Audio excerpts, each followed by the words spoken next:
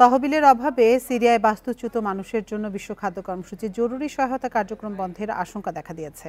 বর্তমানে দেশটিতে ৩০ লাখ মানুষ মারাত্মক খাদ্য নিরাপত্তাহীনতায় রয়েছেন। এ অবস্থায় দাতাদের বিনিয়োগের আহ্বান জানিয়েছে সংস্থাটি। এদিকে চলতি বছরের শেষ নাগাদ ৩৫ লাখ শরণার্থী সিরিয়ায় ফিরবেন বলে ধারণা করছে UNHCR। এক দশকের বেশি সময় ধরে সংঘাতের পর গত নভেম্বরে আসাদ সরকারের পতনের পর সিরিয়ায় গৃহযুদ্ধ শেষ হয়। এরপর থেকেই নিজ গ্রামে ফিরেছেন অভ্যন্তরীণভাবে বাস্তুচ্যুত ও বিদেশ পালিয়ে যাওয়া সিরীয় শরণার্থীরা।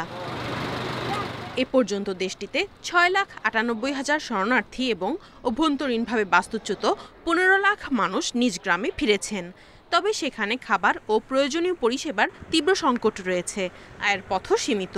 এতে বাড়ছে তাদের ভোগান্তি। সিরীয়রা দেশে ফিরছে, কিন্তু এখানে তাদের থাকার কোনো জায়গা নেই।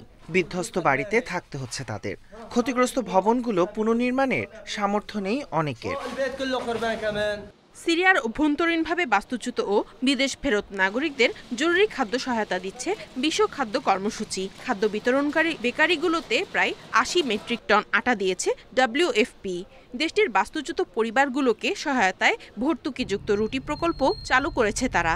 এতে প্রায় ২০ লাখ ক্ষুধার্ত মানুষ কমিউনিটি বেকারিগুলো থেকে সাশ্রয়ী মূল্যে রুটি কিনতে পারছে।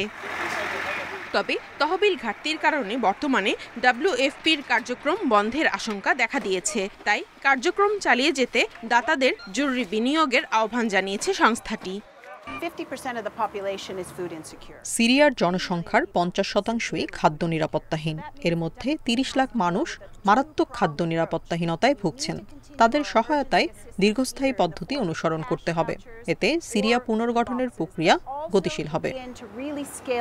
বিধ্বস্ত অবকাঠামো, খরা ও নিরাপত্তাহীনতার মধ্যেই দেশে ফিরছেন বহু সিরীয়। সামান্য আর্থিক সহায়তা সিরিয়াকে আবারও স্থিতিশীল ও সমৃদ্ধশালী দেশে পরিণত করতে পারে বলে মনে করছে সংস্থাটি। Nadia Tabassum, independent news.